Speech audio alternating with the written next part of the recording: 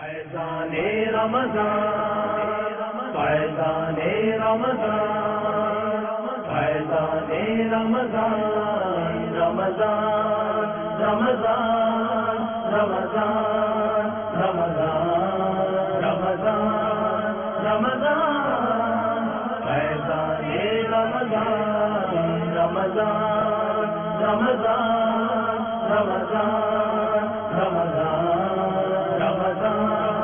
رمضان فیضان رمضان۔ ماہ سیام کے دل فریب، دل شگفتہ شب و روز، ہر گزرتے لمحے میں عبادتوں اور ذکر و اذکار کی حلاوتوں کو پا لینے کی تمنا۔ جو خوشا لمحات گزر گئے، ماہ مبارک کا وہ دن جو ہم سے جدا ہو گیا، اے کاش انہی گزرے لمحوں میں ہونے والی نیکیاں پھر سے میسر آ جائیں تو کیا ہی بات ہے۔ الحمدللہ عز و جل تبلیغ قرآن و سنت کی عالمگیر غیر سیاسی تحریک دعوت اسلامی کے زیر انتظام مدنی چینل اس سال 1434 ہجری کے رمضان المبارک کی لائیو اور ریکارڈڈ ٹرانسمیشن کو روزانہ ریپیٹ ٹرانسمیشن نشر مقرر کے طور پر بنام رمضان کی پرکیف یادیں پیش کرنے کی سعادت حاصل کر رہا ہے، جس میں آپ ملاحظہ کریں گے دعوت اسلامی کے تحت ہونے والے تربیتی اعتکاف میں امیر اہل سنت دامت برکاتہم العالیہ کا معتکفین عاشقان رسول کی تربیت کرنا، معتکفین اسلامی بھائیوں کا امیر اہل سنت دامت برکاتہم العالیہ کی مبارک صحبت میں سحری و افطاری کی سعادت حاصل کرنا، امیر اہل سنت دامت برکاتہم العالیہ کا بعد نماز ظہر اور بعد از تراویح روزانہ 2 مرتبہ مدنی مذاکرہ، قرب افطار، اللہ عز و جل کی بارگاہ میں مناجات کا سلسلہ اور دیگر مہکے سنتوں بھرے سلسلے۔ آئیے دیکھتے ہیں رمضان کی پرکیف یادیں۔ الحمدللہ عز و جل دن 12 بجے حمد باری تعالی نعت رسول مقبول صلی اللہ تعالی علیہ وآلہ وسلم سے نشریات کا آغاز ہوا، اس کے بعد سلسلہ روحانی علاج اور استخارہ ہوا۔ آئیے اس کے مناظر دیکھتے ہیں۔ السلام علیکم ورحمۃ اللہ وبرکاتہ۔ وعلیکم السلام ورحمۃ اللہ وبرکاتہ۔ میرا نام محمد ارشد ہے، میرا تار کا کام تھا، کیبل کی تار کا۔ اس میں کافی رکاوٹوں کے بعد اب میں یہ پارٹنرشپ پہ کام کر رہا ہوں، تو برائے مہربانی یہ ذرا استخارہ کر کے مجھے بتا دیں کہ پارٹنرشپ پہ یہ کام کیسا رہے گا۔ السلام علیکم ورحمۃ اللہ وبرکاتہ۔ وعلیکم السلام ورحمۃ اللہ وبرکاتہ۔ ارشد بھائی، آپ کا استخارہ کیا گیا، استخارے میں اشارہ آ رہا ہے کہ فی الوقت موجودہ جو آپ پارٹنرشپ میں کام کر رہے ہیں آپ کے حق میں بالکل بہتر ہے، یہ آپ مزید اس کو جاری رکھیں، بالکل آپ کر سکتے ہیں۔ اور ارشد بھائی، اگر آپ چاہتے ہیں کہ اس کام میں مجھے برکتیں نصیب ہوں، اس کام میں آنے والی تمام رکاوٹیں دور ہوں اور بالکل اچھے اندازے میں کام کر سکوں اور کام میں بھی برکت شامل ہو، تو روحانی علاج بھی آپ سماعت فرما لیجیے۔ آپ کو چاہیے کہ آپ فجر کی نماز کے بعد 10 مرتبہ اللہ تبارک و تعالیٰ کا یہ صفاتی نام یا باسطو یا باسطو یا باسطو یا باسطو 10 مرتبہ پڑھنے کا معمول بنا لیجئے۔ انشاءاللہ عز و جل اس کی برکت سے آپ کے جائز کاموں میں برکتیں پیدا ہوں گی، روزگار میں انشاءاللہ عز و جل برکت پیدا ہو جائے گی۔ السلام علیکم ورحمۃ اللہ وبرکاتہ۔ وعلیکم السلام ورحمۃ اللہ وبرکاتہ۔ میرا نام محمد ناصر تنویر ہے، میں میلسی ضلع ویاڑی سے بات کر رہا ہوں۔ میری امی کا نام منورہ بی بی ہے، تو میری شادی کو 3 سال ہو گئے ہیں، اولاد نہیں ہو رہی، تو آپ مہربانی فرما کر استخارہ فرما دیجیے کہ کوئی اثرات کا اثر ہے یا کیا مسئلہ ہے۔ آپ کو بہت شکریہ۔ السلام علیکم ورحمۃ اللہ وبرکاتہ۔ وعلیکم السلام ورحمۃ اللہ وبرکاتہ۔ استخارہ کیا تو استخارے میں عملیات اور اثرات کا اشارہ آ رہا ہے، لیکن یہ بات یاد رکھیے آپ کے حقیقت حال اللہ تبارک و تعالی ہی بہتر جانتا ہے، اور یہ مسئلہ بھی یاد رکھیے کہ استخارے سے یقینی علم غیب حاصل نہیں ہوتا۔ بہرحال آپ کو ایسا روحانی علاج ہم آپ کو پڑھنے کے لیے بتاتے ہیں کہ آپ اس پر عمل فرمائیے، انشاءاللہ عز و جل اللہ کے کرم سے امید ہے کہ اولاد کی نعمت نصیب ہوگی۔ ناصر تنویر بھائی، آپ ہر جمعہ کو 10 مرتبہ یا باریعو، اللہ تبارک و تعالیٰ کا یہ صفاتی نام ہے، یا باریعو یا باریعو یا باریعو 10 مرتبہ پڑھنے کا معمول بنا لیجئے، انشاءاللہ عز و جل اولاد کی نعمت نصیب ہوگی۔ پھر سلسلہ خوابوں کی تعبیریں پیش کیا گیا۔ خواب ایک پراسرار حقیقت ہے۔ جی میں نے خواب میں دیکھا کہ میں اپنے پیر و مرشد کو اپنے گھر کے پاس ایک میرے پڑوس میں ایک گھر ہے وہاں میں دیکھا ہوں، وہاں ان کے مجلس میں بیٹھ کے میں نے کھانا کھایا، کھانا کھانے کے بعد پھر تھوڑے راستے میں چلنے کے بعد پھر میری آنکھ کھل جاتی ہے تو میں دیکھتا ہوں تو میں تو یہاں دبئی میں بیٹھا ہوں، دبئی میں خواب دیکھا ہے میں نے۔ السلام علیکم ورحمۃ اللہ وبرکاتہ۔ وعلیکم السلام ورحمۃ اللہ وبرکاتہ۔ ماشاء اللہ بھائی، آپ نے بہت ہی اچھا خواب دیکھا ہے۔ اللہ تعالیٰ آپ کو بار بار یہ خواب دکھائے کہ آپ اپنے پیر و مرشد کے ساتھ ہوں اور ان کے ساتھ کھانا بھی کھائیں۔ یہ تو بہت ہی سعادت مندی والا خواب ہے۔ آپ دنیا کی کسی بھی ملک میں رہتے ہوں، پیر کا دامن کبھی نہ چھوڑیے، پیر صاحب سے اپنی وابستگی کو ہمیشہ مضبوط رکھیے اور ہر طرح سے ان کے ساتھ مربوط رہیے۔ انشاءاللہ تعالیٰ ان کے فیض کا سلسلہ بھی مرید پر جاری رہتا ہے۔ پیر تو مرید سے محبت کرتا ہی ہے، لیکن مرید جتنی محبت کرتا ہے، جتنا مربوط ہوتا ہے، اتنا زیادہ فیض حاصل کرتا ہے۔ لہٰذا آپ اپنے پیر صاحب سے وابستہ رہیے، اور آپ نے بھی جو خواب دیکھا ہے ماشاءاللہ، اس کے لیے ہم یہی کہیں گے کہ یہ بہت ہی اچھا سعادت مندی کی طرف اشارہ کرنے والا خواب ہے۔ اللہ تعالیٰ آپ کو آپ کے جو بھی پیر صاحب ہوں، اللہ تعالیٰ ان کا خصوصی فیض آپ کو عطا فرمائے۔ آپ نے یہ نہیں بتایا کہ وہ کون ہیں پیر صاحب۔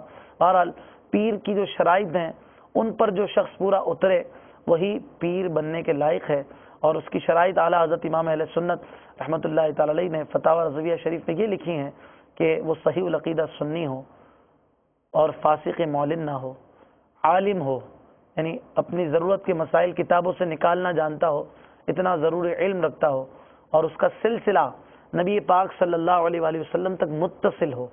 تو یہ جو شرائط ہیں، اس شرائط کے ساتھ جو بھی جامع شرائط پیر آپ کے ہیں ان سے ہمیشہ مضبوط نسبت رکھیے اور وابستہ رہیے۔ اللہ تعالی ہم سب کو عمل کی توفیق عطا فرمائے اور اپنے پیر و مرشد کا فیض عطا فرمائے، ان سے ہمیں اکتساب فیض کی توفیق عطا فرمائے، اور جو تڑپ رکھتا ہے فیض کی، تڑپ رکھنے والے ہی کو یہ فیض ملا کرتا ہے، یوں ہی ہر ایک کو نہیں مل جایا کرتا۔ لہذا اس کے لیے تڑپ کیجئے، اپنے اندر جذبہ پیدا کیجئے اور نیکیوں کی طرف آ جائیے۔ بعد نماز ظہر تلاوت کلام پاک کو ہدیہ عنایت کے بعد شیخ طریقت امیر اہل سنت حضرت علامہ مولانا ابو بلال محمد الیاس عطار قادری رضوی ضیائی دامت برکاتہم العالیہ کا عوام الناس کے لیے رشد و ہدایت پر مبنی مدنی ملفوظات سے سجا مدنی مذاکرہ ہوا، اس کے چند مناظر دیکھتے ہیں۔ الحمد للہ رب العالمین والصلاة والسلام علی سید المرسلین اما بعد فاعوذ باللہ من الشیطان الرجیم بسم اللہ الرحمن الرحیم۔ الحمدللہ آج 1434 ہجری کے ماہ رمضان المبارک کا آج چھٹا روزہ ہے۔ عاشقان رمضان نماز ظہر ادا کر کے عالمی مدنی مرکز فیضان مدینہ باب المدینہ میں جمع ہے۔ مدنی مذاکرے کا سلسلہ ہے۔ السلام علیکم رحمۃ اللہ وبرکاتہ۔ وعلیکم السلام ورحمۃ اللہ وبرکاتہ۔ سر میرا نام عقیل احمد ہے اور میں سرگودا پنجاب کا رہائشی ہوں۔ میت کو دفن کرنے کے بعد لوگ کہتے ہیں میت پر مٹی ڈالو، اس پر مٹی ڈالنے کا سنت طریقہ کیا ہے؟ سنت کے لفظی معنی ہوتے ہیں طریقہ۔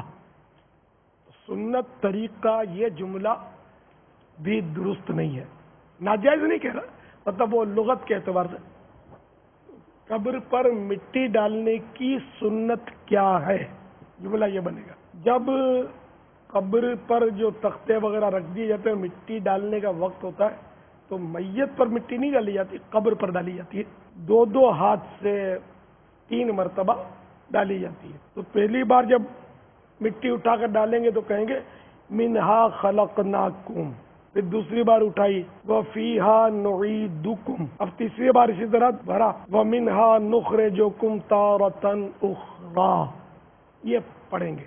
یہ آیت ہے، اب نہیں بھی آتی آیت تو صرف مٹی ہی اس طرح 3 بار ڈال دی ہے، تو یہ بھی کار ثواب ہے۔ ایک حکایت کسی مکتبۃ المدینہ کے رسالے میں لکھی ہوئی ہے، ایک شخص کا جب انتقال ہو گیا، غالباً یہ کہ اس کے اعمال تولے گئے، اعمال میں اس کے گناہوں کا پلڑا بھاری ہو رہا تھا، پھر ایک تھیلی نکالی گئی اور وہ رکھ دی گئی، تو وہ اعمال کا پلڑا جو تھا، نیکیوں کا پلڑا وزن دار ہو گیا، اور اس کو بتایا گیا کہ یہ وہ مٹی ہے جو تو نے ایک مسلمان کی قبر پر ڈالی تھی. تو یہ بھی ایک کار ثواب ہے. بعض لوگ اس میں سستی کرتے ہوں گے کہ یار ہاتھ مٹی والے ہو جائیں گے, لیکن یہ کہ اس میں سستی نہیں کرنی چاہیے. مٹی موقع ملے تو ضرور ڈالنی چاہیے. جی نا پاپا, یہ آپ کے رسالے مردے کے صدمے میں. اچھا, صلو علی الحبیب. یہ قبر پہ مٹی ڈالنے کے حوالے سے جو آپ نے فرمایا کہ ہاتھ مٹی والے ہو جانے کے حوالے سے, بعض اوقات باپا جذباتی ہو کر یا کسی بھی طور پر ہوش نہ ہونے کی وجہ سے آگے بڑھتے ہیں, لیکن اس بات کا لحاظ نہیں رہتا باپا کہ میرا پاؤں کسی کی قبر پر رہ رہا ہے. اگر اس سے متعلق بھی اگر چند مدنی پھول بیان کر دیے جائیں. مٹی ڈالنے کے لیے دوسرے مسلمان کی قبر پر پاؤں رکھنا پڑے گا, تو دوسرے مسلمان کی قبر پر پاؤں رکھنا حرام ہے. تو مٹی ڈالنا ایک مستحب کام ہے. مٹی نہیں ڈالے گا تو گناہگار نہیں ہوگا, قبر پر پاؤں رکھے گا جان بوجھ کر تو گناہگار ہوگا. یا شک بھی ہے کہ یہاں پہلے قبر تھی اب مٹ گئی ہے, تب بھی اس جگہ پاؤں رکھنا حرام ہو جائے گا. تو یہ آپ کتابوں میں لکھا ہوا ہے. رد المحتار شامی, یہ فقہ حنفی کی بہت مشہور کتاب ہے. حضرت علامہ شامی قدس سرہ السامی بہت بڑے عالم گزرے. یہ آج کل کے یا اردو اسپیکنگ عالم نہیں تھے, یہ ملک شام کے تھے, سید سادات تھے. قبروں پر پاؤں رکھنا حرام, اور اگر شک بھی ہو کہ قبریں مٹا کر یہ نیا راستہ نکلا ہے اس پر بھی چلنا حرام. کہ جو لوگ جنازہ لے کے جا رہے ہوتے ہیں, اب جیسے کہ بس سے اترتے ہیں تو وہ ایک ڈولی جو ہوتی ہے جس کے اندر میت رکھی ہوئی ہوتی ہے, تو اب اس کو کیونکہ بعض اوقات قبر اندر ملتی ہے, تھوڑا قبرستان ہی میں اندر کی طرف ملتا ہے مطلب کہ قبر, تو اب وہ لے کر جانا ہے وہاں تک. اب وہ اس وقت جو منزل تک پہنچنے کے لیے جو پاؤں تلے جو قبریں آتی ہیں, تو ایک تو 4 افراد کافی ہوتے ہیں, ان کو احتیاط کرنے کے ساتھ ساتھ اس کے ساتھ ساتھ اس سے طفیلی بہت ہوتے ہیں. ارے یوں نہیں ٹیڑھا ٹیڑھا. اب وہ ٹیڑھا کر کے جو وہاں تک پہنچاتے ہیں, تو یہ کئی لوگوں کے پاؤں تلے قبریں بھی بعض اوقات آ جاتی ہیں. تو ان لوگوں کو بھی کس طرح احتیاط کے ساتھ میت کو قبر تک پہنچانا ہے, اس سے متعلق اگر چند مدنی پھول ہو جائیں. ہمارے یہاں کا جو نظام ہے نا, یہ اتنا بگڑا ہوا ہے کہ جس کو یہ قبر سمجھ رہے نا, یہ پہلے سے دوسرے کی قبر ہوتی ہے. یہ جو بیچ میں قبر ملی تو فریش زمین بیچ میں کہاں سے آئے گی؟ یہ کسی کی قبریں کھودتے ہیں. بالکل یہ بزنس بنایا ہوا ان لوگوں نے, وقف کی زمینوں پر قبضے کیے ہوئے, اس کو بیچتے ہیں. یہ سارے مطلب یہ کہ شریعت کے خون بے دردی سے ہو رہے ہیں. تو یہ ہڈیاں وغیرہ نکلتی بھی ہیں تو کہیں دوسرے گڑھے میں داب دیتے ہیں لوگ, یا جو بھی کرتے ہوں پھینک دیتے ہوں گے. یہ بالکل بہت پتھر سے بھی یوں کہہ سکتے ہیں کہ سخت دل ہو جاتے ہیں. میں دنیا کے ایک ملک میں وہ قبرستان جانے کا موقع ملا. اب وہ قبر تو کشادہ تھی اور وہ تھی اپنے لاحد تھی. اب وہاں کے مقامی گورکن ہوں گے یا جو بھی وہاں کی اوقاف کے نمائندے, وہ ضروری ہوتا ہے ان کا وہاں جانا, تاکہ کوئی قتل کی یا کوئی سازشی لاش نہ دفن ہو جائے. کوئی ان کے طریقے ہوتے ہیں. اتنا بڑا پتھر لائے, صحیح بولتا ہوں, اب وہ میت کی پیٹھ کے پیچھے رکھو, اس کو یوں ایک, حالانکہ وہ ہم نے قبلہ رخ کر دیا تھا, پتھر کی حاجت نہیں تھی پھنسانے کی پیٹھ کے پیچھے. اب وہ اس پر مصر, میں ان کے بیٹے کو بولوں کہ نہیں ڈالنا ہے پتھر, مگر اس نے اصرار کیا. تو اب یہ تیار ہو گیا. تو پھر میں نے بیٹے کو بولا, کیوں اپنے باپ کو تکلیف دے رہے ہو یار, قبلہ رخ منہ کرنا نا, اس کو بول دو کہ میرا باپ ہے, میں جیسا دفن کروں گا مجھے کرنے دو. تو اس نے بول دیا. پھر اب مسئلہ یہ کہ حدیثوں میں یہ کہ جس طرح جن چیزوں سے زندہ انسان کو تکلیف ہوتی ہے, ان چیزوں سے مردے کو بھی تکلیف ہوتی ہے. اب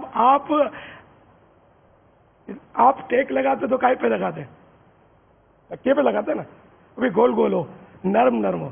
آپ کے پیچھے اتنا بڑا پتھر نوکدار رکھ دے کہ ٹیک لگا دے کہ نہیں, ٹیک لگا دے کہ نہیں, ٹیک لگا. تو باپ بھی دیکھے تو بولے بیٹا لگا دے ٹیک. کیا کرو. حضرت سیدنا ارمیہ علی نبینا وعلیہ الصلوۃ والسلام, یہ کہیں سے گزرے تو کچھ قبریں تھی, ان پر عذاب ہو رہا تھا. کچھ عرصے کے بعد واپس وہاں سے گزرے تو اب قبریں مٹ چکی تھی اور عذاب اٹھ چکا تھا. بارگاہ خداوندی میں تو اللہ کا نبی تو बारगाह खुदावंदी में जिसको हम कहते हैं डायरेक्ट लाइन, इन हजरात की तो डायरेक्ट लाइन होती है। उन्होंने अल्लाह की बारगाह में अर्ज की कि या अल्लाह ये क्या माजरा है। कुछ इस तरह इरशाद हुआ कि इन मुसलमानों की कब्रें मिट गईं, तो मैंने इन पर रहम फरमाते हुए इनको बख्श दिया। कब्रें तो कच्ची ही होनी चाहिए कि इबरत भी इसी में, खूबसूरत कब्रों में, जहाँ जिन कब्रिस्तान में वो मार्बल की कब्रें बनी उसमें इतनी इबरत होती भी नहीं है, इबरत टूटी फूटी कब्रों में। और मेरे मुर्शिद गौस पाक का एक फरमान भी सुना हुआ है कि इन टूटी फूटी कब्रों को देखकर इबरत पकड़, कैसे कैसे हसीनों की मिट्टी पलीद हो रही है। उसके बाद पेश किया गया सिलसिला आइए दुआ याद करें। मीठे मीठे और प्यारे इस्लामी भाइयों, मदनी चैनल के नाजरीन, ये हमारा दुआएं सीखने का हल्का है। तो इंशाअल्लाह दरअसल दुआ के आदाब भी सीखेंगे और दुआएं भी सीखेंगे, और उन दुआओं को सीख कर उन दुआओं को अपनी ज़िंदगी में नाफिज भी करेंगे, जो बड़ा ही अहम तरीन मदनी फूल है। और ये दुआ के आदाब में से इसका ख्याल रखना कितना ज़रूरी है, अब इसकी अहमियत को इस मदनी फूल सुनने के बाद हम समझेंगे। वो मदनी फूल क्या है? नामुमकिन, या जो नामुमकिन के करीब हो, नामुमकिन या नामुमकिन के करीब हो, उसकी दुआ भी ना मांगे। जो काम हो ही नहीं सकता, जो है ही नामुमकिन, तो उसकी दुआ मत करे। मसलन हमेशा के लिए तंदुरुस्ती आफियत मांगना कि आदमी उम्र भर कभी किसी तरह की तकलीफ में ना पड़े, ये मुहाले आदि की दुआ मांगना है। यूं ही लंबे कद के आदमी का छोटा कद हो जाने, या छोटी आंख वाले का बड़ी आंख की दुआ करना, ये ममनू है। ये ऐसा अमर है जिस पर कलम जारी हो चुका है। फिर एक मदनी फूल है कि गुनाह की दुआ ना करे। गुनाह की दुआ कैसे? कि मुझे पुराया माल मिल जाए। कि गुनाह की तलब करना यानी गुनाह की दुआ करना, ये भी गुनाह है। तो गुनाह की चोरी की, डाके की, किसी को मारने की, जुल्म करने की, ज्यादती करने की, किसी का माल दबाने की, इसकी दुआ हरगिज हरगिज नहीं मांगनी। और एक मदनी फूल है कताए रहम। कताए रहम क्या है? कि रिश्तेदारों से जुदाई हो जाए, अपने बहन भाइयों से, अपने माँ बाप से, अपने रिश्तेदारों से, अजीजों से, इनमें लड़ाई हो जाए, आपस में कतार रहम हो जाए, बहन भाई का आपस में क्या हो जाए? झगड़ा हो जाए, तो इसकी दुआ करना भी मना है। इसकी दुआ भी हरगिज ना की जाए। उसके बाद शेख तरीक़त अमीर अहले सुन्नत दामत बरकातुहुमुल आलिया के हमराह सिसकियों और हिचकियों के साथ अल्लाह अज़्ज़ व जल को राज़ी करने की सही सिलसिला मुनाजात इफ्तार का इनेकाद हुआ। मीठे मीठे और प्यारे प्यारे इस्लामी भाइयों और मदनी चैनल के नाजरीन, यकीनन निगाहों की हिफाजत करना और निगाहों को नीची रखने की कोशिश करना क्या ही सादत की बात है। आजकल बेपर्दगी का ऐसा तूफान आया है, ऐसा सैलाब आया है, बेपर्दगी की वबा चली है, और ऐसा लगता है कि रोज बरोज इसमें जैसे इजाफा होता चला जा रहा हो। अमीर अहले सुन्नत ने सवाल को नकल किया है पर्दे के बारे में सवाल जवाब में कि सुनाई औरत पर जो पहली नजर पड़ी वो मुआफ है, ये कहाँ तक दुरुस्त है? तो इरशाद फरमाया कि वो पहली नजर मुआफ है जो औरत पर बेइख्तियार पड़ गई और फौरन हटा ली। कसदन डाली जाने वाली पहली नजर भी हराम और जहन्नम में ले जाने वाला काम है। कुल लिल मुमिनीना यगुद्दू मिन अबसारिहिम, तर्जुमा कंजुल ईमान, मुसलमान मर्दों को हुक्म दो अपनी निगाहें कुछ नीची रखें। बाज बेबाक और मनचले किस्म के लोग इस तरह की गुफ्तगू करते हुए सुनाई देते हैं, यार पहली नजर माफ है ना, मैंने तो पहली नजर ही देखा है। जो मुसलमान किसी औरत की खूबियों की तरफ पहली बार नजर करे, यानी बिला कसद, फिर अपनी आंख नीची कर ले, اللہ عز و جل اسے ایسی عبادت عطا فرمائے گا جس کی وہ لذت پائے گا۔ حضرت علامہ ابو الفرج عبد الرحمن بن جوزی علیہ رحمت القوی نقل کرتے ہیں، عورت کے محاسن یعنی حسن و جمال کو دیکھنا ابلیس کے زہر میں بجھے ہوئے تیروں میں سے ایک تیر ہے۔ جس نے نامحرم سے آنکھ کی حفاظت نہ کی، اس کی آنکھ میں بروز قیامت آگ کی سلائی پھیری جائے گی۔ میرے آقا اعلی حضرت امام اہل سنت فرماتے ہیں، پہلے نظر بہکتی ہے، پھر دل بہکتا ہے، پھر ستر بہکتا ہے۔ حضرت سیدنا امام محمد بن محمد غزالی علیہ رحمت اللہ الوالی نقل کرتے ہیں، جو کوئی اپنی آنکھوں کو نظر حرام سے پر کرے گا، قیامت کے روز اس کی آنکھوں میں آگ بھر دی جائے گی۔ حضرت سیدنا یحییٰ علیہ نبینا و علیہ الصلوۃ والسلام سے پوچھا گیا کہ بدکاری کی ابتدا کیسے ہوتی ہے؟ آپ علیہ نبینا و علیہ الصلوۃ والسلام نے فرمایا، دیکھنے اور خواہش کرنے سے۔ حضرت سیدنا فضیل رحمت اللہ تعالی علیہ فرماتے، شیطان کہتا ہے نظر میرا پرانا تیر اور کمان ہے جو خطا نہیں ہوتا۔ کہیں ویلڈ ہو رہا ہوتا ہم کیسے دور بھاگتے ہیں، چنگاری ہو رہی ہے، چنگاری ہو رہی ہے، آگ کی اتنی اتنی ننی منی سی چنگاریوں سے ہم ڈرتے ہیں جو بظاہر بعض اوقات آ کر فوراً اپنا دم توڑ دیتی ہیں۔ ایک تعداد ہے جس سے اس بات کا اندازہ ہے کہ کہاں کہاں بد نگاہی کے چانسز موجود۔ جب ہر طرف سے آگ برس رہی ہو تو نادان ہوگا جو آگ میں نہانا شروع کر دے گا، اپنے آپ کو بچائے گا۔ سرما ہم آنکھ میں لگاتے ہیں، کبھی کبھی بھی لگانے والا ذرا غور کرے کہ کیسی مطلب ہاتھ کانپ رہا ہوتا ہے ہمارا سرما لگاتے وقت، اف اف کر کے ایسی آواز نکلتی ہے، اور کبھی کبھی پانی یا کبھی کوئی کسی کی انگلی اتفاق سے آنکھ میں لگ جائے تو کتنی تکلیف ہوتی ہے۔ راہ چلتے چلتے تنکے اڑتے ہیں، آنکھوں میں کتنی تکلیف ہوتی ہے۔ کوئی دور سے تھوڑا سا اشارہ بھی کرتا ہے، ہم سب سے پہلے آنکھ بند کر لیتے ہیں۔ کیا یہ تبصرہ جو ہم نے آپس میں کیا، کیا یہ اللہ تعالیٰ کے حضور کھڑے ہو کر پڑھ سکیں گے؟ کیا اپنے رب عز و جل کے حضور کھڑے ہو کر ہم وہ تبصرہ پڑھ سکیں گے؟ کیا اس نیٹ اور کمپیوٹر نے آپ کو کہیں کا چھوڑا؟ کیا موبائل فون نے آپ کو کہیں کا چھوڑا؟ ٹی وی کی اسکرین دیکھ لیجئے، بازار دیکھ لیجئے، کتنی بد نگاہی کے مواقع ہیں۔ اگر اپنی نگاہوں کی حفاظت نہیں کریں گے تو بنے گا۔ توبہ کے ارادے سے گناہ کرنا یہ کفر ہے۔ لیبورٹری میں جاؤ تو عورت بیٹھی ہے، کاؤنٹر پہ جاؤ تو عورت بیٹھی ہے، کوئی چیز لینے جاؤ تو عورت بیٹھی ہے، فلاں جگہ جاؤ تو عورت بیٹھی ہے۔ اب تو بسوں میں بھی پتا چلا کہ عورتیں کنڈکٹر کے طور پر بعد بسوں میں آ گئی ہیں، اور جہاز میں جاؤ تو عورتیں، جہاں جاؤ عورتیں ہی عورتیں عورتیں ہی عورتیں۔ میں کہا نا، ہر طرف سے جب کیچڑ ہی کیچڑ ہے تو نادان ہے وہ شخص جو اپنے آپ کو کیچڑ کے حوالے کر دے۔ اب کیچڑ میں کیسے چلتے ہیں؟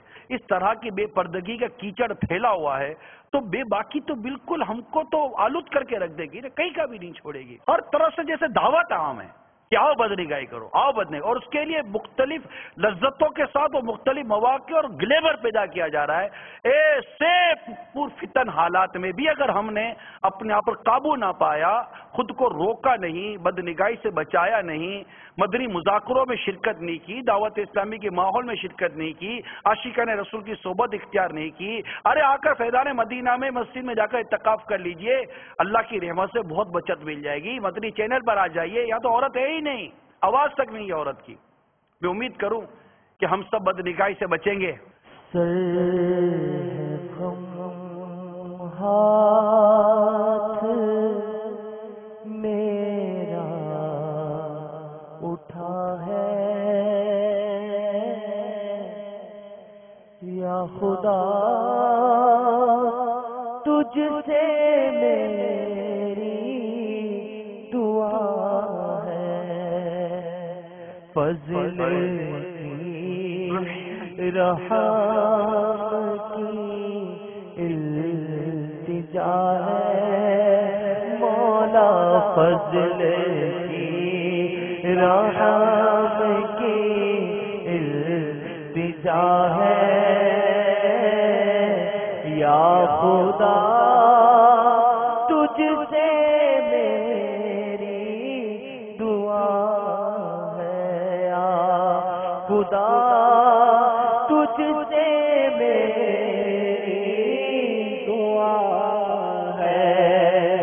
اس سلسلے سلسلے کے بعد آپ نے ملاحظہ کیا مبلغ دعوت اسلامی و نگرانی مرکزی مجلس شورا حضرت مولانا ابو حامد حاجی محمد عمران اتاری مدعا ذلہ العالی کا سلسلہ مدنی پھولوں کی مدنی مہک۔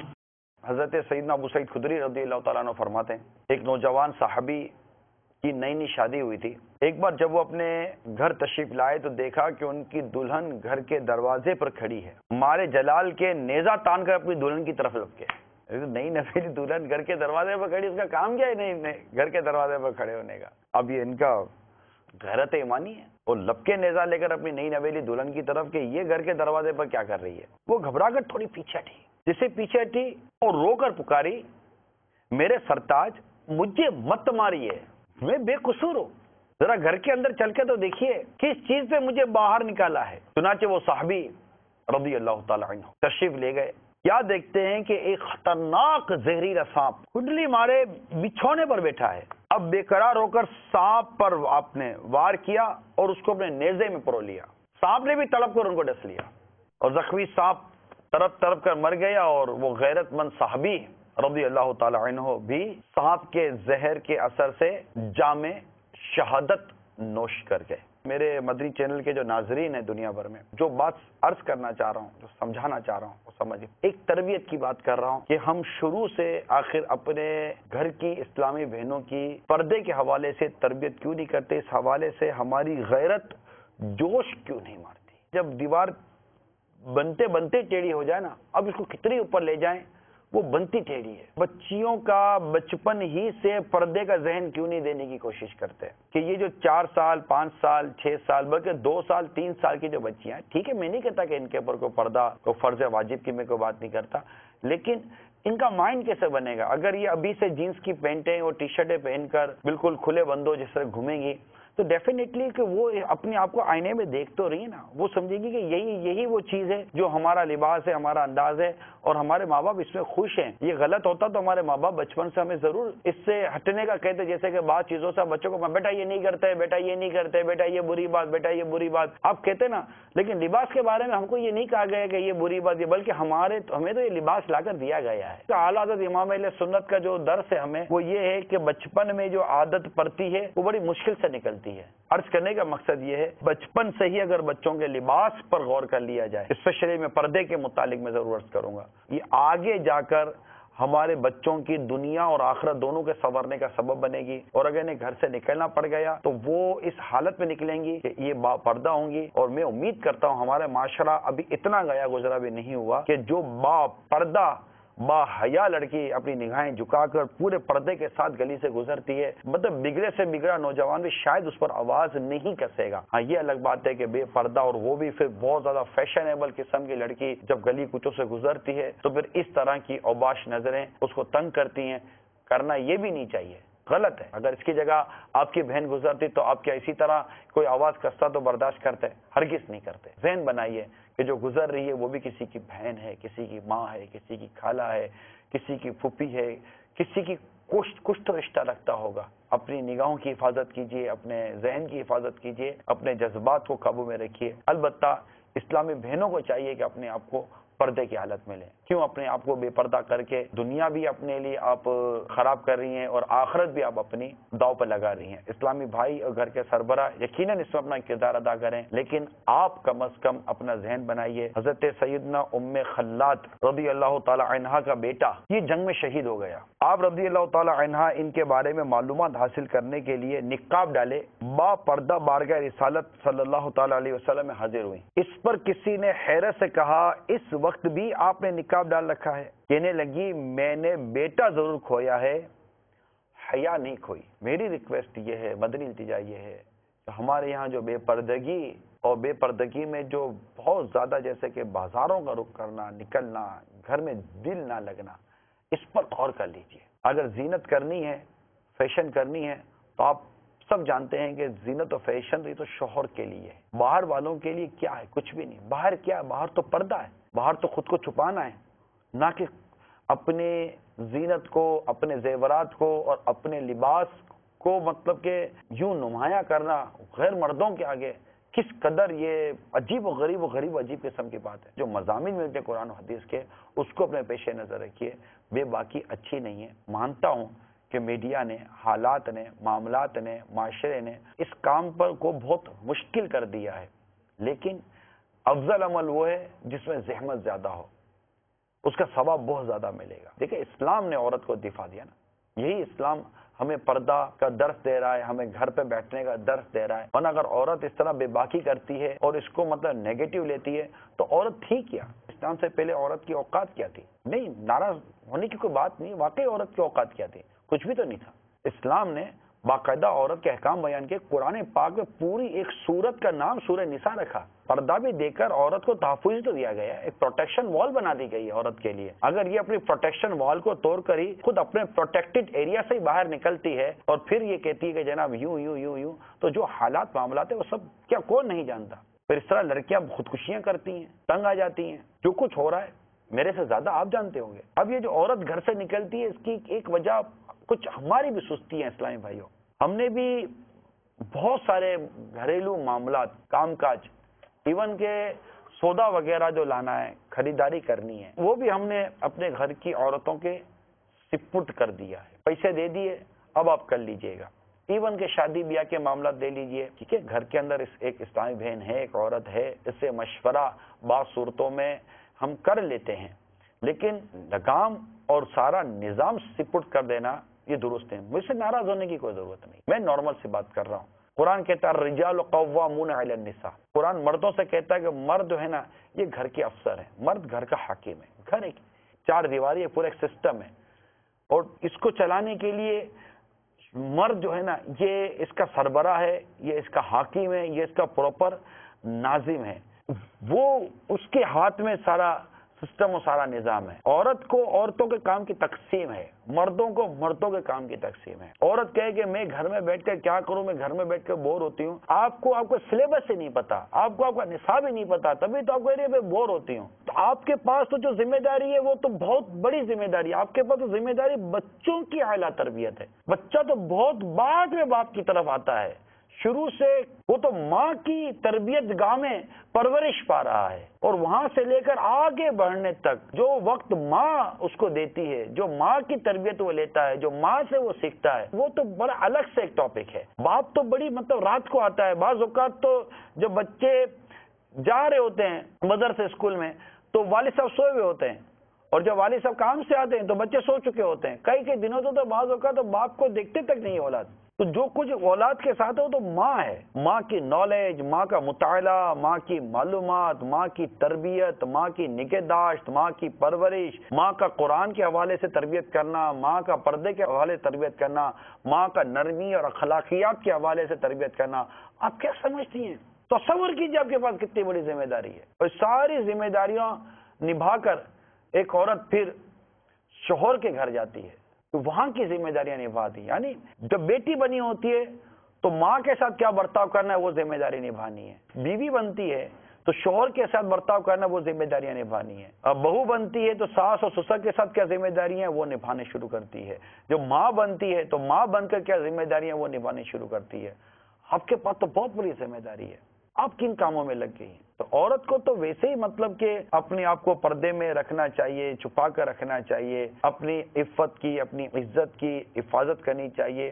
کیا اسلامی بھائی، کیا اسلامی بہن، آئیے مل کر اس معاشرے سے بے پردگی کو، اس بے حیائی کو دور کرنے کی کوشش کریں. صرف سننے کی حد تک نہ رکھیں، گھر کے اندر تبدیلی لائیں، اخلاقیات کے ساتھ، نرمی کے ساتھ، پیار کے ساتھ، محبت کے ساتھ. جہاں شوہر کو، جہاں والد کو جس حد تک جتنی سختی کی شریعت نے اجازت دی ہے اس حد تک جائیں. غیرت کے نام پر ظلم مت کیجیے. لوگ غیرت کے نام پر ظلم کرتے ہیں. غیرت یہ ظلم نہیں کرواتی. جو غیرت ایمانی ہے وہ کچھ اور ہے. اب غیرت کے نام پر عورت کو بے دردی سے مارنا، غیرت کے نام پر یہاں تک کہ عورت کا خون کر دینا، تیزاب چھڑک دینا، ان کے اوپر طرح طرح کے ظلم و ستم ڈھانا، آگ لگا دینا، سد و کوپ کرنا، ان کو بالکل مطلب مار مار کر ان کو ادموا کر دینا، یہ کس نے کہہ دیا آپ کو؟ نیکی کی دعوت دی ہے. اور جو شریعت نے جو باؤنڈری ہماری بنائی ہے اس باؤنڈری میں رہنے کی ہم کو کوشش کرنی چاہیے تاکہ ہمارا گھر یہ اسلام کے مطابق ہی اسلام کے سانچے میں ڈھلے. نہ کہ ہم مطلب کہ ظلم و ستم کریں. بعض لوگ غیرت کے نام پر کرتے ہیں, خبریں آپ کو پتہ ہے, مجھے ہی پتہ ہے, اور اس طرح غیرت کے نام پر بہت قتل و غارت گیری ہوتی ہے اور بہت ظلم و ستم کیا جاتا ہے عورت کے اوپر. ظلم و ستم کرنے کی آپ کو کس نے اجازت دے دی ہے؟ جو شریعت نے ایک طریقہ کار بیان کیا ہے سمجھانے کا, سکھانے کا, بتانے کا اور اس کا ذہن بنانے کا, اس پر چلیں. اور علماء اہل سنت سے رہنمائی لیں, دارالحکومت اہل سنت سے رہنمائی لے لیجئے کہ میں کیا کروں. اسلامی بہنیں اپنے آپ کو باپردہ بنا لیں. اب بچپن سے ہی ہمارے بچوں کی اسلام کے مطابق درست تربیت کرنے کی اللہ تعالی ہم سب کو توفیق عطا فرمائے. آمین بجاہ نبی الامین صلی اللہ تعالی علیہ وسلم. اذان مغرب کے بعد مبلغ دعوت اسلامی مفتی محمد قاسم اختاری مدہ ذلہ العالی کا سلسلہ قرآنی صورتوں کا تعارف پیش کیا گیا. قرآن پاک کی چھٹی صورت ہے سورۃ الانعام. انعام کا معنی چوپائے. اس سورہ مبارکہ میں چوپایوں کے حوالے سے متعدد جگہوں پر تذکرہ آیا ہے, اس لیے اس سورت کا نام سورۃ الانعام ہے. مشرکین نے بہت سے جانور اپنی طرف سے حرام کر لیے تھے. اللہ تعالیٰ نے اس سورہ مبارکہ میں ان کا رد بھی کیا, اس لیے بھی اس سورہ مبارک کا نام سورۃ الانعام ہے. یہ سورت مکہ مکرمہ میں نازل ہوئی اور اس میں 20 رکوع, 165 آیات, 3100 کلمات اور 12935 حروف. حضرت عبداللہ بن عباس رضی اللہ تعالی عنہما نے فرمایا کہ یہ تمام کی تمام سورت ایک ہی رات میں مکہ مکرمہ میں نازل ہوئی. یعنی اتنی طویل سورت جو ہے یہ ایک ہی رات کے اندر مکہ مکرمہ میں نازل ہوئی. اور جب یہ سورت نازل ہوئی تو اس کے ساتھ 70,000 فرشتے بھی آئے جن سے آسمانوں کے کنارے بھر گئے. اور ایک روایت یہ بھی ہے کہ وہ فرشتے تسبیح و تقدیس کرتے ہوئے آئے اور نبی کریم صلی اللہ علیہ وآلہ وسلم سبحان ربی العظیم فرماتے ہوئے سجدے کے اندر تشریف لے گئے. اس سورہ مبارکہ کی جو پہلی آیت ہے الحمدللہ الذی خلق السماوات والارض وجعل الظلمات والنور, اس آیت کے بارے میں حضرت کعب احبار رضی اللہ تعالی عنہ نے فرمایا کہ توریت شریف میں سب سے پہلی آیت یہی تھی. یعنی توریت شریف کی پہلی آیت وہی تھی جو سورۃ الانعام کی پہلی آیت ہے. اس سورہ مبارکہ میں اگر اجمالی طور پر غور کریں تو ایک بات بڑی واضح طور پہ سامنے آتی ہے کہ اس سورت میں سب سے زیادہ جس مسئلے کو بیان کیا گیا وہ توحید الہی کا بیان ہے. شرک کی مذمت, مشرکین کا رد اور جو مشرکین اپنے شرکیہ افعال کرتے تھے ان کا بیان اور پھر ان کی تردید کی گئی. یعنی سورۃ الانعام کے اندر مشرکین کے حوالے سے کلام, سورۃ المائدہ کے اندر عیسائیوں کے حوالے سے کلام, اسی طرح اس سے پہلے سورہ آل عمران کے اندر بھی بطور خاص زیادہ عیسائیوں کے حوالے سے کلام, اور سورۃ البقرہ کے اندر یہودیوں کے حوالے سے کلام. تو یوں جو ہے یہودی, عیسائی اور مشرک ان تینوں اقوام اور ان تینوں مذاہب کے حوالے سے ان صورتوں کے اندر کلام کیا گیا.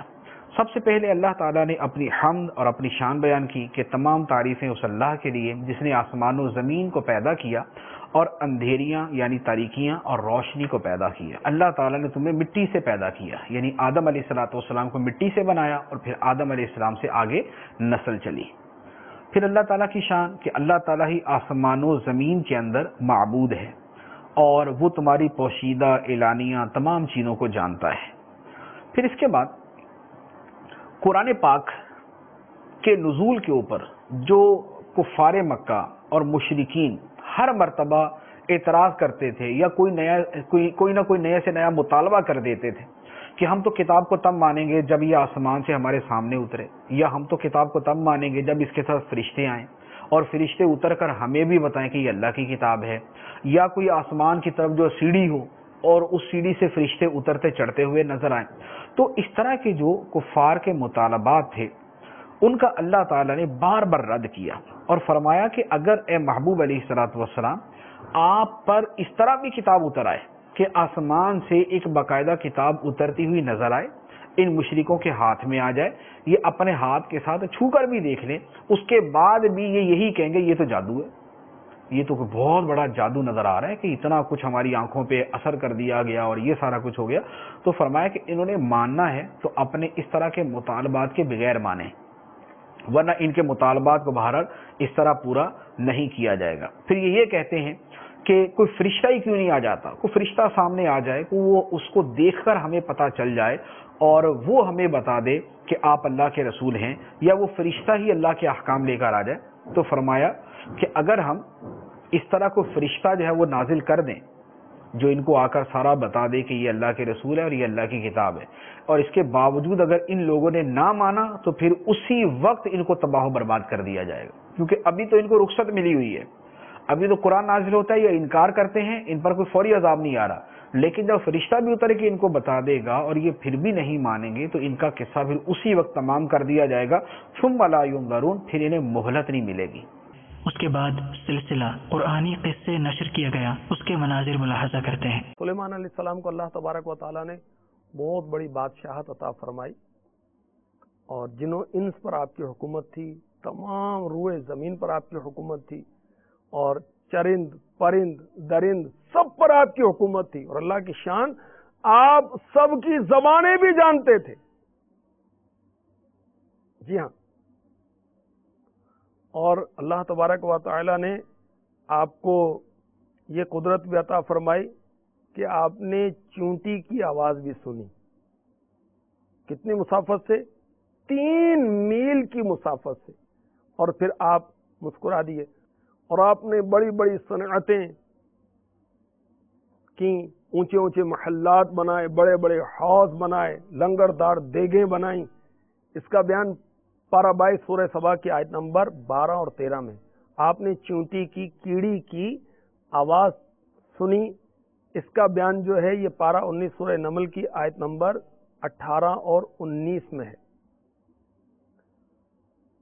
سلیمان علیہ السلام اور ہدہد جس نے ملکہ بلقیس کی خبر دی تھی، اس کا بیان پارہ 19 سورہ نمل کی آیت نمبر 22 میں ہے. اور سلیمان علیہ السلام نے وہ قاصد سے کچھ فرمایا، سورہ نمل کی آیت نمبر 36 اور 37 میں. تخت بلقیس کیسے آیا حضرت سلیمان علیہ السلام کے پاس، جو کہ 80 گز لمبا تھا، 40 گز چوڑا تھا، سونے چاندی کا تھا، جواہرات موتیوں سے آراستہ تھا. اس کا بیان آپ پارہ 19 سورہ نمل کی آیت نمبر 38 اور 39 میں دیکھیے. سورہ نمل میں تفصیلی واقعات ہیں. تو 4 بادشاہ روئے زمین پر ایسے گزرے ہیں جنہوں نے ساری دنیا پر سلطنت کی. 4 بادشاہ، 2 مومن 2 کافر. حضرت سیدنا سلیمان علی نبی جینا علیہ الصلوۃ والسلام یہ مومن بلکہ اللہ کے نبی ہیں، اور حضرت ذوالقرنین یہ بھی مومن ہے. اور 2 کافر بادشاہ، بخت نصر اور دوسرا نمرود بدبخت. اور ایک بادشاہ اور بھی تشریف لائیں گے قریب قیامت، ان کا نام ہے حضرت امام مہدی رضی اللہ تعالی عنہ. سلیمان علیہ السلام کا قرآن پاک میں کئی جگہوں پر ذکر خیر ہے. آپ نے عمر مبارکہ کتنی پائی، کتنے برس کی عمر تھی کہ آپ کو بادشاہت ملی؟ سنیے، حضرت سیدنا سلیمان علی نبی جینا علیہ الصلوۃ والسلام نے 53 ایئرز پائے. اتنی عمر تھی آپ کی. صرف 13 سال کی عمر میں آپ بادشاہ بن گئے تھے، 13 سال کی عمر میں، اور 40 سال تک تخت سلطنت پر آپ جلوہ افروز رہے. مزار پر انوار حضرت سیدنا سلیمان علی نبی جینا علیہ الصلوۃ والسلام کا بیت المقدس میں. حضرت سیدنا داود علی نبی جینا علیہ الصلوۃ والسلام جن پر اللہ تعالیٰ نے زبور نازل کی اور جن کا معجزہ تھا حسن آواز کا، حسن صوت کا، تلاوت بہت اچھی کرتے تھے، ان کے شہزادے ہیں حضرت سلیمان علیہ السلام. حضرت داؤد علیہ السلام کے اور بھی بیٹے تھے، مگر اللہ تبارک و تعالیٰ نے علم اور نبوت یہ حضرت سلیمان علیہ السلام کو عطا فرمائی. تو انسانوں کے ساتھ ساتھ جنات اور حیوانات بھی آپ کے تابع فرمان تھے. یعنی آپ کو اللہ تعالیٰ نے ایسی حکومت عطا فرمائی، ایسی بادشاہت عطا فرمائی، نہ کسی کو پہلے ملی نہ آپ کے بعد کسی کو میسر ہوئی. اور آپ نے اللہ تبارک و تعالیٰ کے دربار میں یہ دعا کی تھی. پارہ 23 میں اس دعا کا ذکر ہے. ترجمہ کنز ایمان، اے میرے رب مجھے بخش دے اور مجھے ایسی سلطنت عطا کر کے میرے بعد کسی کو لائق نہ ہو، بے شک تو ہی ہے بڑی دین والا. تو اللہ تبارک و تعالیٰ نے آپ کی دعا کو شرف قبولیت عطا فرمائی اور آپ کو ایسی عجیب و غریب حکومت، سلطنت و بادشاہت عطا ہوئی جو نہ کسی کو ملی نہ کسی کو ملے. پھر آپ نے ملاحظہ کیا شیخ طریقت امیر اہل سنت حضرت علامہ مولانا ابو بلال محمد الیاس عطار قادری رضوی ضیائی دامت برکاتہم العالیہ کا علم و حکمت سے مزین مدنی مذاکرہ. مدنی حکایت حضرت سیدنا یوسف بن حسین رحمت اللہ تعالی علیہ کو خواب میں دیکھ کر پوچھا گیا ما فعل اللہ بک، انہوں نے ارشاد کیا بخش دیا. پوچھا گیا کس سبب سے؟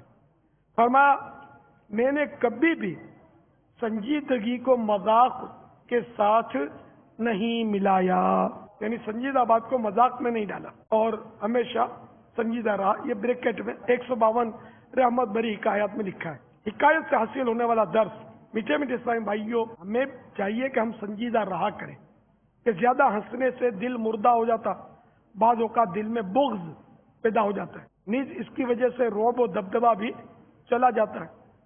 اور مذاقیہ باتونی اور غیر سنجیدہ انسان اکثر دل آزاریاں کرتا، بلکہ معاذ اللہ اس کی زبان سے کفریات نکل جانے کا اندیشہ رہتا ہے. کسی کے عیوب و نقائص کو اس طرح ظاہر کرنا کہ لوگ ہنسیں، یہ مذاق اڑانا کہلاتا ہے. اللہ عز و جل ارشاد فرماتا ہے ترجمہ کنز ایمان، اے ایمان والو نہ مرد مردوں سے ہنسیں، عجب نہیں کہ وہ ان ہنسنے والوں سے بہتر ہوں، اور نہ عورتیں عورتوں سے، دور نہیں کہ وہ ان ہنسنے والیوں سے بہتر ہوں. میں نے کوئی پراپرٹی مکان وغیرہ لیا ہے جو مطلب میں رہائش کے لیے یوز نہیں کر رہا ہوں اس کو، وہ مطلب میں نے نیت میری یہ تھی کہ اس کو فیوچر میں کبھی پرائس زیادہ آ جائے گی مطلب تو اس کو میں بیچ دوں گا، اور نیت سے لیا ہوا مطلب پراپرٹی لی ہوئی ہے، تو اس کے اوپر مطلب کیا حکم لگے گا زکوٰۃ کا؟ اور دوسری یہ چیز ہے میں نے مطلب یہ کھیتی باڑی کی مطلب زمین لی ہے، وہ کھیتی باڑی کی زمین بھی مطلب ابھی تو اس سے مطلب فصل وغیرہ اگا رہے ہیں، لیکن نیت میری وہی تھی مطلب کہ فیوچر میں اس کا دام زیادہ آ جائیں گے تو میں اس کو بیچ دوں گا، تو اس کے اوپر مطلب زکوٰۃ کا کیا حکم حاصل ہوگا؟ مطلب رہنمائی فرما.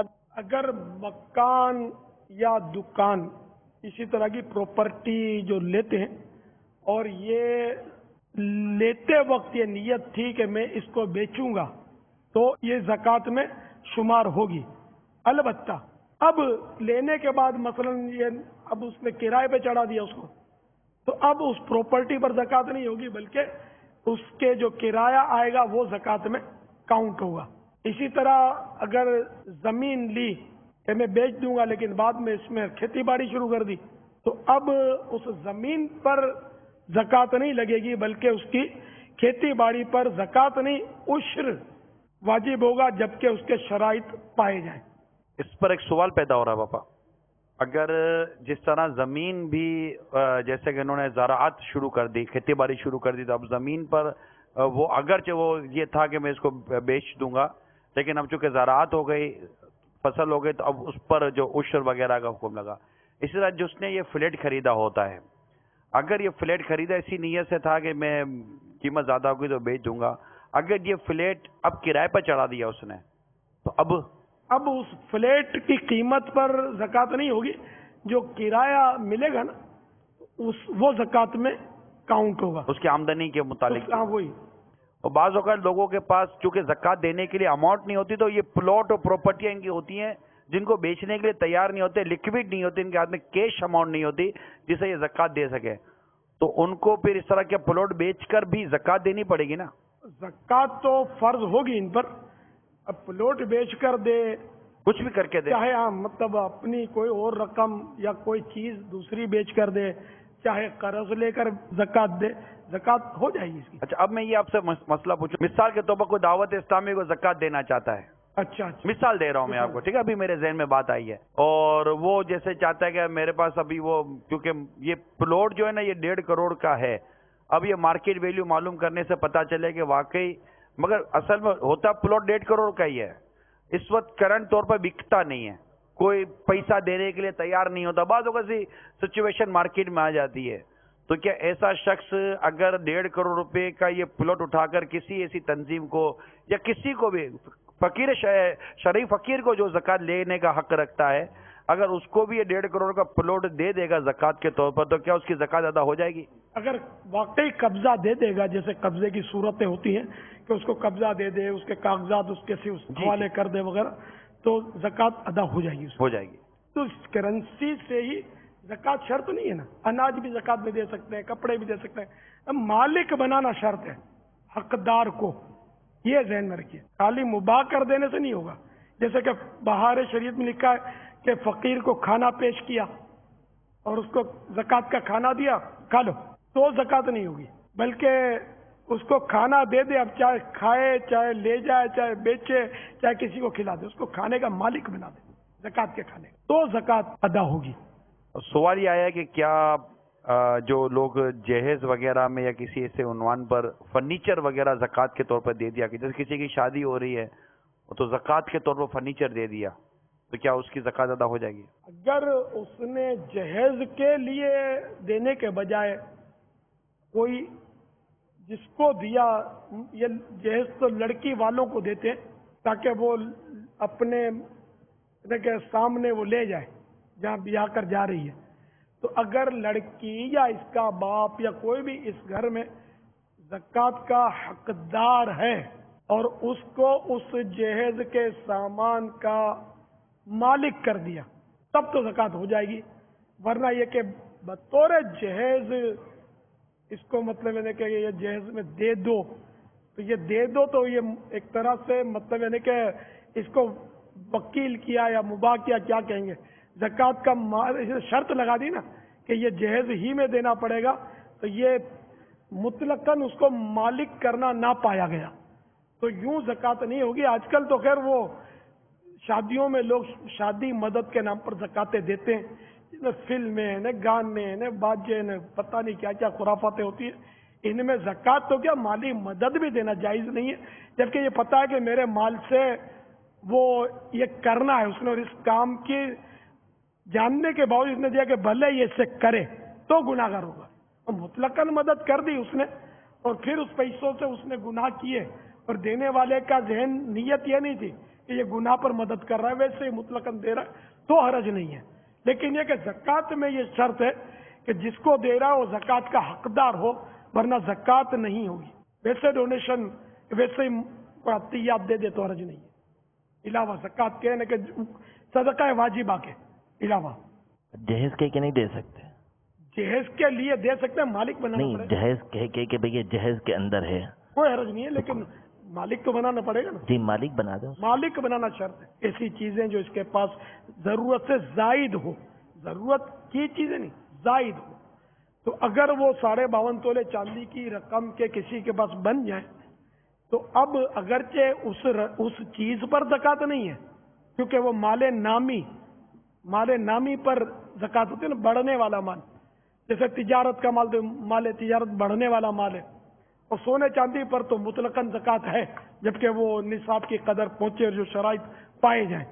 خیر، تو یہ اگرچہ اس پر زکات فرض نہیں ہوگی 52.5 تولے چاندی کی، اس کے پاس جو ضرورت سے زائد اشیاء ہیں، لیکن ایسا شخص زکات لے نہیں سکتا۔ بس یہ تیسری یہ اس میں بہت مسئلہ ہے کہ کئی جوتے، ڈھیر جوتے ہوتے ہیں ان کے پاس، فیشن کے کئی کپڑے ہوتے ہیں، کئی ایسی چیزیں ہوتی ہیں جو ان کے اب استعمال میں نہیں ہوتی، اب یہ فارغ ہوتے ہیں، بعض اوقات گھڑیاں کئی ہوتی ہیں اور فارغ ہوتی ہیں، لیکن اگر ان کی قیمت 52.5 تولے چاندی کی رقم پر پہنچ جاتی ہے اور وہ یہ حاجت اصلیہ سے یہ چیزیں اس کے پاس زائد ہیں، تو اب ان چیزوں پر اگرچہ زکات فرض نہیں ہو رہی، لیکن یہ ज़कात ले नहीं सकता। इस किस्म पर तवज्जो नहीं है लोगों की कि ये एक ऐसी किस्म है कि एक है जो उस पर ज़कात फर्ज है, एक वो है जो ज़कात ले सकता है। ये किस्म जो है ना कि ना उस पर ज़कात फर्ज है ना वो ज़कात ले सकता है, इसको गौर करने की बहुत हाजत थी। जायद किताबें होती हैं, बाज़ औक़ात पढ़ने की सलाहियत नहीं होती, ऐसी किताबें उसके पास रखी हों, तो ये किताबें भी इसकी ज़रूरत से जायद हैं, तो ये भी काउंट होंगी। तो यूं बाज़ औक़ात एक आदमी जो है वो ज़कात का हकदार रहता नहीं है, लेकिन वो समझता है मैं गरीब हूँ, और लोग भी समझते हैं गरीब है, इसको दिए रखते हैं। ये बहुत ज़रूरी है। जज़ाकल्लाह। आमीन। मदनी मुज़ाकरे के बाद आपने देखा सिलसिला फैज़ान सहरी। उसके बाद उसी दौरान आपने शेख तरीक़त अमीर अहले सुन्नत दामत बरकातुहुमुल आलिया की हमराह आशिक़ान रसूल की सहरी के मनाज़िर मुलाहज़ा किए। अस्सलामु अलैकुम वरहमतुल्लाह। वालेकुम अस्सलाम वरहमतुल्लाहि वबरकातुहू। वबरकातुहू कहने की आदत पैदा कीजिए कि इससे 10 नेकियां ज्यादा मिलती हैं।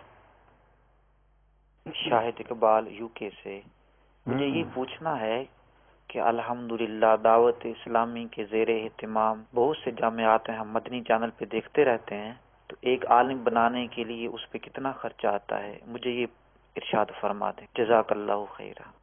माशाअल्लाह माशाअल्लाह। दावत इस्लामी के इस वक्त जो है जामियातुल मदीना, पाकिस्तान में 200 से ज़ायद जामियात हैं, और एक तालिब इल्म पर, देखिए ये हमारा एक अजम्पशन है, एक अप्रॉक्सीमेटली इस तरह हिसाब बनाया जाता है कि पूरे जामियात पर कितने खर्चा है, उसमें कितने तलबा पढ़ते हैं, उस पर डिवाइड कर दिया जाता है। ऐसा नहीं हो सकता कि एक एक तालिब इल्म का अलग अलग अकाउंट खुला हुआ और उसी पे रोज़मर्रा खर्च होता रहेगा। लेकिन लोग चूंकि इस हवाले से पूछा करते हैं कि एक तालिब इल्म पर अगर हम खर्च करना चाहें, अगर वो 7-8 साल तक दरस निज़ामी करे तो उस पर कितना खर्च आता है, तो तकरीबन 3 लाख पाकिस्तानी रुपीज़ जो है, यूँ समझ लीजिए कि अगर एक तालिब इल्म 8 साल तक पढ़ता रहे, उसका खाना पीना रहना, उसका अकोमोडेशन, वो खर्च है। तो दारुल इफ्ता के इस्लाम भाई मौजूद हैं, अगर कोई ये सब चाहता हो कि मैं एक आलिम दीन यानी एक ऐसे तालिब इल्म को स्पॉन्सर करूं कि वो आलिम दीन बन जाए और इस नीयत से वो 3 लाख रुपए दे, तो क्या उसको ये हम कह सकते हैं कि आलिम दीन को स्पॉन्सर करने का सवाब मिलेगा? इन्नमल अमालु बिन्नियात, जाहिर है कि उसका जो 3 लाख है वो एक तालिब इल्म के ऊपर तो खर्च नहीं होगा, और ना ये मुमकिन है ठीक है कि हम उसको संभाल कर रखें और एक ही के ऊपर खर्च करते रहें। ना ये जरूरी है कि वो 8 साल पूरे करेगा। 8 साल पूरे करेगा जी। तो इस सूरत में इंशाअल्लाह अगर ये 3 लाख रुपया फर्ज किया या जितने भी इस्लामी भाइयों का ये खर्चा दे देते हैं तो इंशाअल्लाह इनको सवाब मिलेगा। अल्लाह, क्योंकि कोई आए जाए, इनकी तो जो दिया हुआ खर्चा है वो तो तलबा पर ही खर्च होगा। माशाअल्लाह, जामियातुल मदीना के लिए अगर वो मखसूस कर देंगे तो उसी में खर्च होगा, इसके अलावा किसी और जगह पर खर्च नहीं होगा अगर ये जामियातुल मदीना के लिए दे देते हैं। हम इसको यूँ कह सकते हैं कि अगर एक शख्स कहता है कि मस्जिद में एक मुसल्ला मेरी तरफ से लगा दिया जाए, तो अब ये मुसल्ला मस्जिद में कहीं भी लग जाए, इसको मुसल्ला लगाने का तो सवाब मिलेगा। अब ये बोले कि पहली सफ में इमाम साहब के पीछे ही मेरा मुसल्ला लगना चाहिए, तो ये कैसे हो सकेगा? बट ठीक है, मुसल्ला लग जाएगा आपका मस्जिद के अंदर, अल्लाह ने चाहा तो आपको मुसल्ला लगाने का। एहतियात भी दावत इस्लामी का खास है, वरना इतनी वजाहतें करते नहीं, बस ठीक है वजाहत करनी हमारे लिए भी तो खास अपनी जगह पर है, मगर इसमें हमें भी तो फंसने से बचना है ना, कि अगर हम मतलब इस तरह हाथ पे पकड़ लें। मुझे एक इस्लामी भाई ने फ़ोन किया और अब बात चली, अब पैसे वैसे की तो बात कर रहा हूँ। मुझे एक इस्लामी भाई ने फ़ोन किया और वो किसी और मद्दात में जी खर्च करने के हवाले से, वो उसका अपना पॉइंट ऑफ व्यू तक इस पर भी खर्च होना चाहिए, इस पर भी खर्च होना चाहिए, और मैं यूँ चाहता हूँ, मैं यूँ चाहता। सरमाएदार आदमी है, अल्लाह ताला उसके रिज़्क़ हलाल में बरकत अता फरमाए, मुझसे बहुत मोहब्बत करते हैं। तो वो आधा पौना घंटा मेरा ज़हन बनाते रहे, तो मैंने इनको यही अर्ज़ की कि जब हमारा मतलब कि इस गली का हमारा है ही नहीं, रास्ता ही नहीं है, हम बोर्ड लगा हुआ है अल्लाह का ममनू, तो मैं मतलब कैसे आपसे इस मद में मैं आपसे रकम ले लूँ, या ये है आपका जज्बा है। और फिलहाल दावत इस्लामी इस उन्वान पर 90 शोबाजात वैसे ही हैं, हम नहीं चल सकते, मतलब हम मतलब क्या क्या करेंगे। तो उन्होंने फिर मुझे जवाब में जो बात की वो मुझे अच्छी लगी इनकी बात, कि यार उन्होंने ये जुमला कहा कि आप लोगों का ये अंदाज मेरे को बहुत अच्छा लगता है, वरना किसी को पैसे का ऑफर करो तो मना नहीं करता, मगर आप लोगों से जो नहीं हो सकता ना आप लोग मना कर देते हो। यार मैं कैसे आपका हाथ, क्योंकि आप तो पैसे देकर छुट्टे पड़े, जिम्मेदारी 10-20 करोड़ रुपए इन्होंने दे दिया, होते 10-20 करोड़ से तो कम में बात शायद होनी नहीं थी। 10-20 करोड़ रुपए तो चलो आपने हमें दे दिए, मगर मैं 10-20 करोड़ रुपए लेने के बाद اب یہ آپ کے دیے ہوئے 10-20 کروڑ روپے میں خرچ اسی جگہ پر کرو نا جس جگہ پر آپ کا بھی ذہن ہے. تو یہ تو نہیں. تو اس میں مطلب ہم جو کہتے ہیں کہ ہمیں جو بھی عطیات دیے جائیں, جو بھی مدنی عطیات دعوت اسلامی کو دیے جائیں, بالکل ذمہ داری کے ساتھ, اور بار بار بیان کرتے رہتے ہیں, میں بالخصوص آپ کو بیان کرتا رہتا ہوں کہ آپ یہ ذہن نشین کر لیجئے کہ دعوت اسلامی آپ کے آپ کے عطیات کو کسی بھی نیک و جائز کام میں خرچ کرنے کا اختیار رکھتی ہے. جو دعوت اسلامی کو پیسہ دیتا ہے اپنے بھلے کو دیتا ہے. اللہ اللہ, آپ کا اپنا بھلا ہی ہے. ہم اگر لیتے ہیں تو ہم اپنے بھلے کو لیتے ہیں, کوئی تنخواہوں کے لیے نہیں لیتے. ہم اپنے بھلے ہی کو لیتے ہیں کہ آپ کا روپیہ اگر دعوت اسلامی کو لگتا ہے تو اس میں آپ کا بھلا, اگر میرے ذریعے دعوت اسلامی کو آپ کا روپیہ لگ جاتا ہے تو اس میں میرا بھلا ہے, اور ہم دونوں کا بھلا آخرت کا بھلا ہے. یعنی کوئی دنیاوی مفاد اس میں نہیں ہے. اگر آپ دیتے ہیں تو آپ اپنے بھلے کو دیتے ہیں. اور باپا واضح طور پر فرماتے ہیں میری دعوت اسلامی 126% سمجھ میں آتی ہے تو اپنی حلال کی آمدنی میری دعوت اسلامی کو دو, اپنی حلال کی آمدنی دیں. ہم کو آپ غیر حلال کا اربوں روپیہ بھی نہیں چاہیے. 1 روپیہ بھی آئے گا ہمارے وہ برکت چلی جائے گی. اللہ کا کرم ہے, آپ دل کھول کر دے رہے ہو. بھائی صاحب, سیدنا عمر بن عبدالعزیز رضی اللہ تعالیٰ عنہ عمر ثانی کہا جاتا ہے, کیا فرمائیں گے ان کی شخصیت کے بارے میں؟ اللہ تعالیٰ ان پر کروڑا کروڑ رحمت عطا فرمائے. آپ نے درست فرمایا. مجھے ان سے واقعی بہت محبت ہے. ماشاءاللہ. اللہ تعالیٰ ان کے صدقے بے حساب مغفرت فرمائے. آمین آمین. اور اسلام کے سب سے پہلے مجدد بھی سیدنا عمر بن عبدالعزیز رضی اللہ تعالیٰ عنہ ہیں. اور ان سے محبت کی بہت ساری وجوہات ہیں.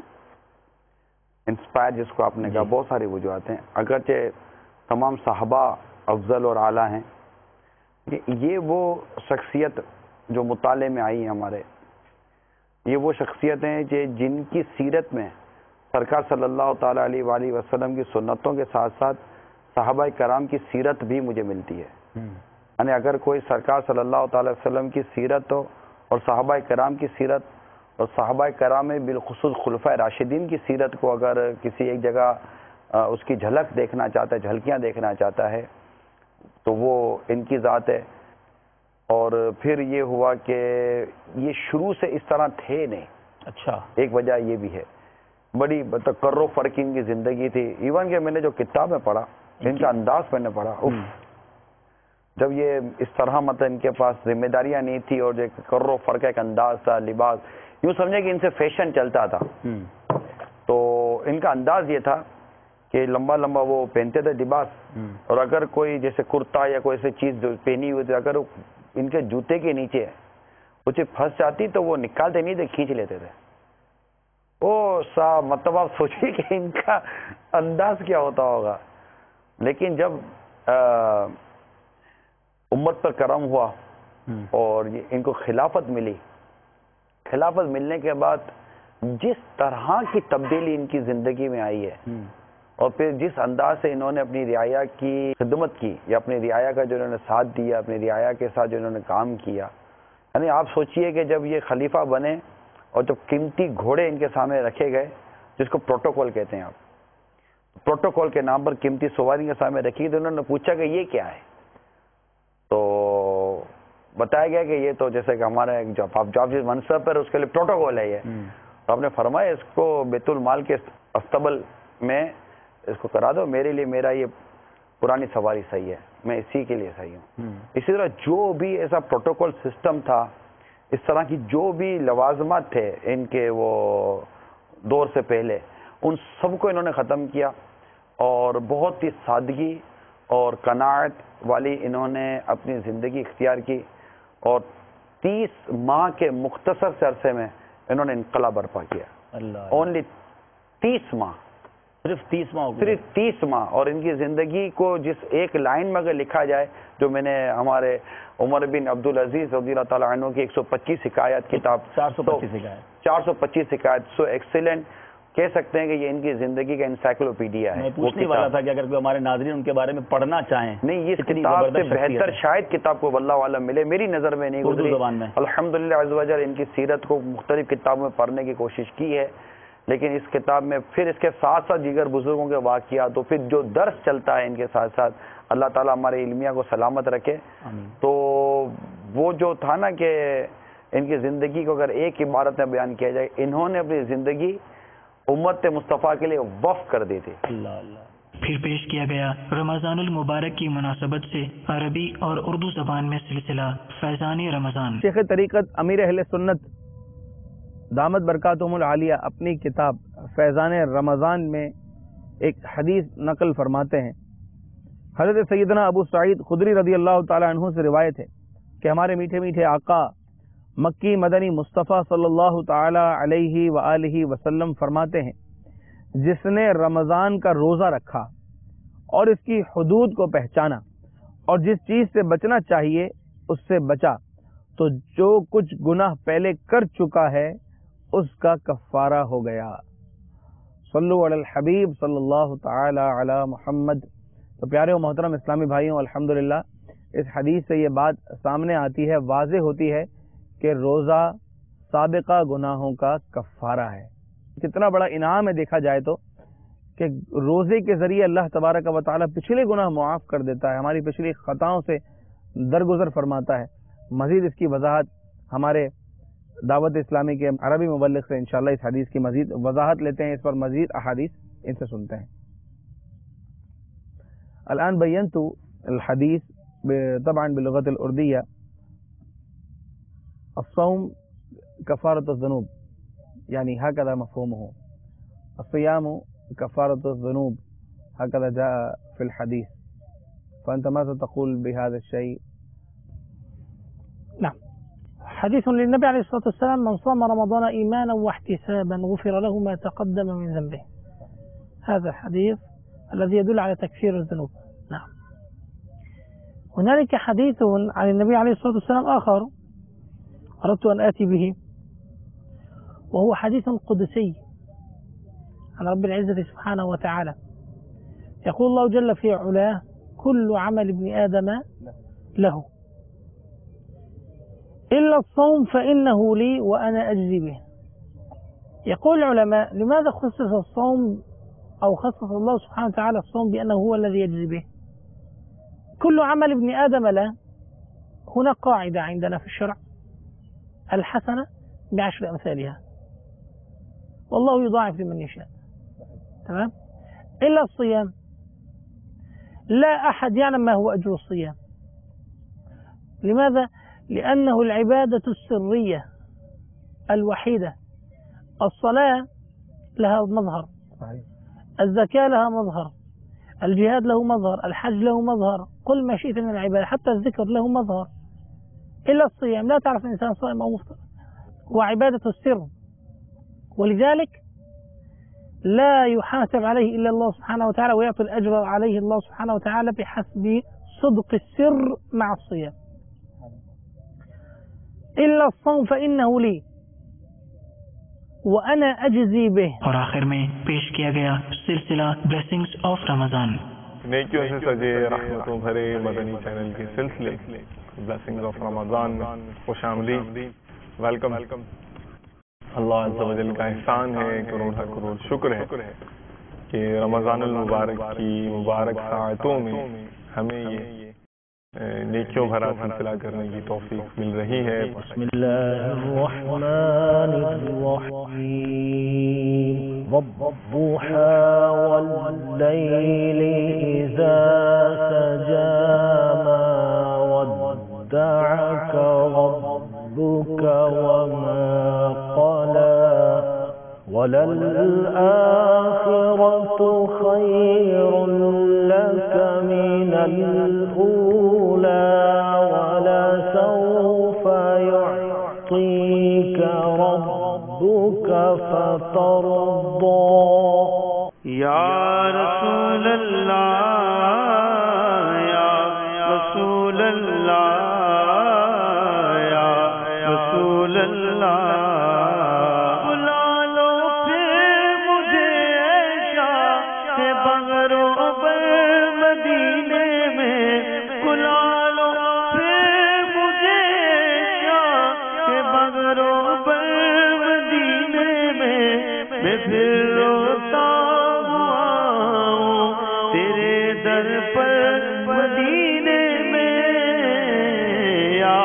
رسول اللہ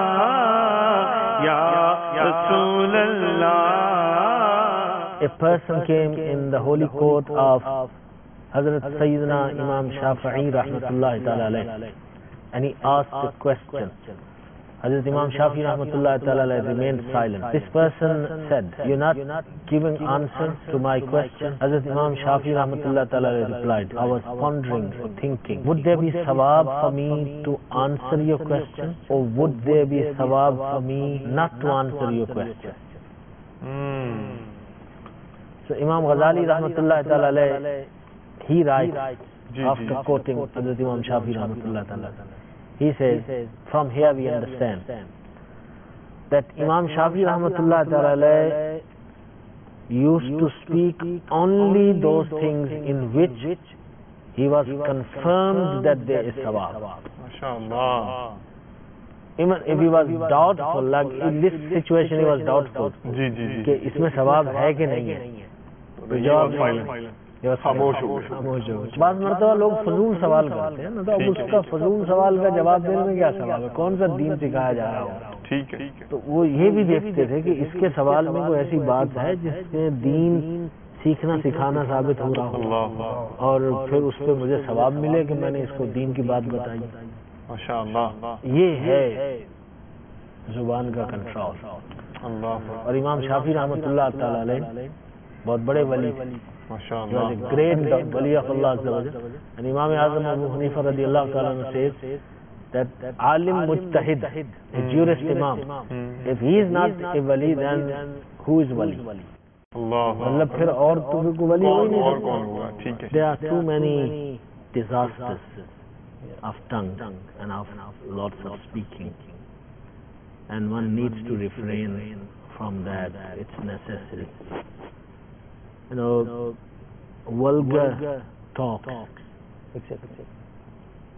swearing, cursing, speaking lies, backbiting, carrying tales, useless talks, false accusations.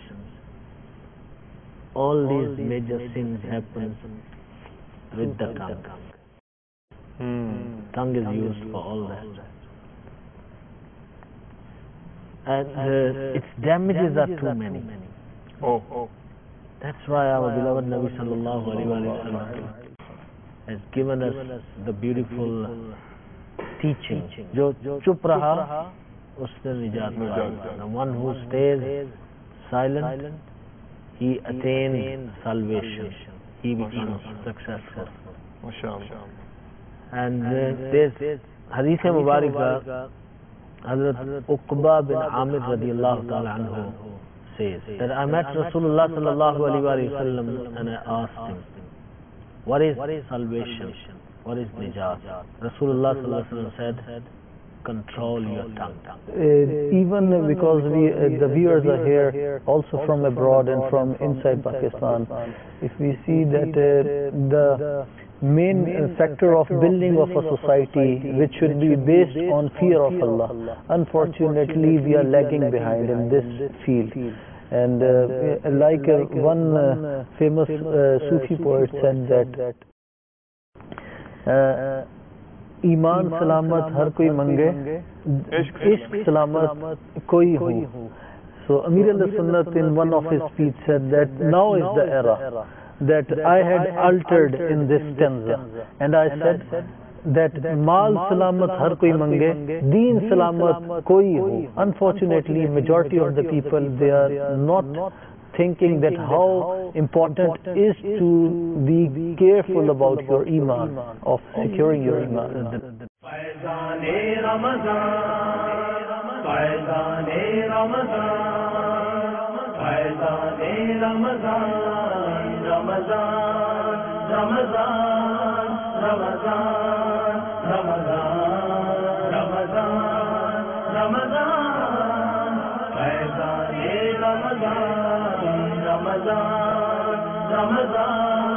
Ramadan